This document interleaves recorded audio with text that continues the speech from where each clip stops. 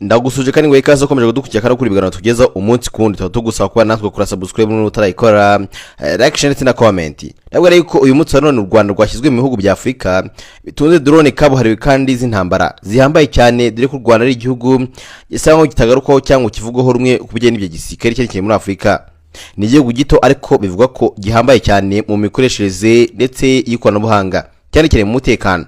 Raporo kandi ya Observatoire des Conflicts Futurs yashyize u Rwanda mu bihugu birenga 20 bya Afrika bitunze drone nto z'intambara zitagira abapilote kabuhariwe cyane mu rugamba.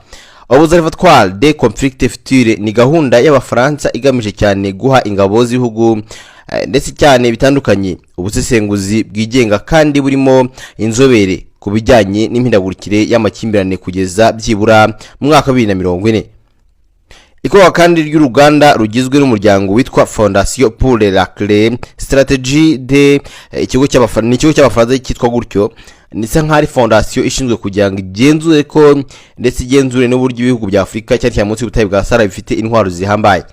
Iraporo yakozwe n'iki kigo kandi igira iti ibiteje inkeke Afrika yo munsi y'ubutayu bwa Sahara mbere ya 2040 yibanda cyane by'umwihariko kugisa n'ipiganwa ry'ibihugu byo hirya no hino ku isi nka Leta Zunze Ubumwe za Amerika, Uburusiya, Ubushinwa, Turukiya, Ubufaransa na Iran, Israel, Arabia Saudite, Leta Zunze z'Abarabu, Ubuhinde n'ibindi bihugu byinshi birimo mu rwego rwo kugira ijambo rikomeye cyane muri Afrika.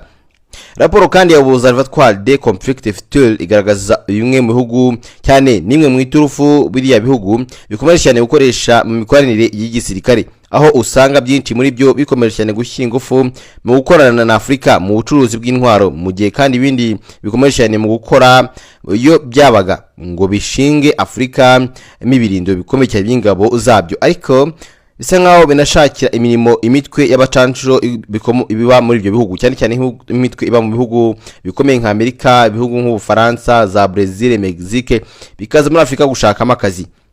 Imitwe kandi ivugwa cyane cyane irimo Sadate wo muri Turukiya ndetse kandi imitwe y'Urusiya nka Wagner na African Corps. Ni imitwe myinshi cyane rero benshi bagaragaza ko mu gihe ibice bimwe n'imwe bya Afrika bikomeje cyane kwiyongeramo amakimbirane, ibihugu bya Afrika ku ruhande rwabyo bikomeje cyane gushyira mu kubaka igisirikare cyabyo mu rwego rwo kurinda ibihugu byabo.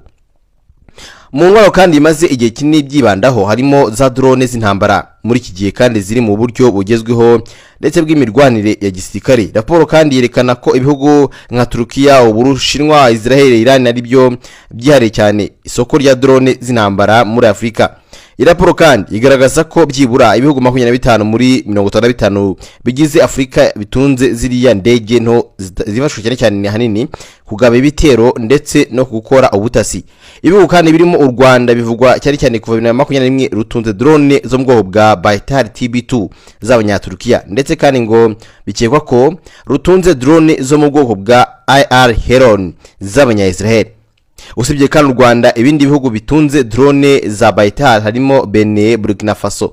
Inatunze kandi akenshi izo ntwaro nyinshi cyane Djibouti, Ethiopia ndetse ndayeho zaguze nyinshi Kenya, Libya, Mali ndetse Maroc, Niger na Nigeria, Somalia na Togo. Ibindi kandi bihugu bifite izindi drone zikorerwa cyane cyane muri Turukiya, Nigeria ifite 6 zo mu bwoko bwa Askungul, nimwe kandi mu bwoko bwa Anka ISS. Igihugu kandi cy'amajyaruguru ya Afrika kandi ngo gitunze drone enye zo mu bwoko bwa WG-700 Falcon yo kimwe na za CH4 na CH3 zo mu Bushinwa. Ikindi kandi kikaba gitunze drone zishobora kandi kuba ari zo mu bwoko bwa Shed zo muri Iran. Angola kandi tunze drone za Askul z'Abanyaturukiya. Chad ikaba kandi tunze za Anka S nizo kandi zo mu bwoko bwa Asigagul zo mu gihe cya Tunisia nayo mu gihe Tunisia nayo itunze 3 zo mu bwoko bwa Anka. Ibihugu kandi byahisemo kujya kugura drone mu Bushinwa usibye akaza muri Libya kandi Maroc ifite kandi zo mu bwoko bwa Wing Long. Wing Long ya kabiri Ethiopia kandi ifite Wing Long na Martinia ifite kandi Mal BZ -005E Chang Ying yo mu Bushinwa ni kandi bise Rainbow CH4 UAV. Hari kandi Nigeria itunze drone Wing Long kabiri CH4B, CH3B na CH4A 221 cyo kimwe kandi na drone imwe yo mu Ziania Bolvish. Republika Demokarasi kandi itunze CH4B. Senegal kandi itunze drone imwe ya AFT C3Z-3 Sudani kandi itunze CHC na CH4 na BD-2. Ibihugu kandi bya Afrika na drone bitunze bisa nkaho byagaragaza ko u Rwanda ruzi imbere cyane ibihugu bito kandi bifite intwaro n'igisirikare gikomeye cyane. Nabe ko u Rwanda rwashyizwe kuri mwanya wa hafi cyane mu myanya bihugu 20 bihambaye muri Afrika bifite ndetse drone nyinshi, dore ko u Rwanda rudakunda kuza mu bihugu cyane by'imbere, dore ko bakunda kuruheza akenshi. Rero u Rwanda kimwe mu bihugu rero bihambaye muri Afrika, ndumva rero wumvishe ko rufite intwaro zidasanzwe. Gusa byose tuzavuga mu kiganiro cyacu gitaha byihari cyane mu gisigaye cy'u Rwanda na bimwe yigitunze benshi bataza, ariko nanone umenye ko u Rwanda ari mu bihugu bitunze igisirikare gihambaye kandi kidasanzwe kidakorwaho, kuko uyu munsi wa none abyumva banabizi neza, bazi neza ko u Rwanda rurimo mu bisirikare ndetse bitinyitse muri Afrika, ariko ntabwo rujya rusa ku rutonde habe na rimwe, nta nubwo uzigera ubona, akenshi usanga bitavugwa. Ariko nagira ngo ko u Rwanda rwose ruhambaye, nta n'igihugu muri Afrika bivuga ko undi banagiranya u Rwanda n'icyo gihugu, kubera ko u Rwanda ubwabwo rurihariye.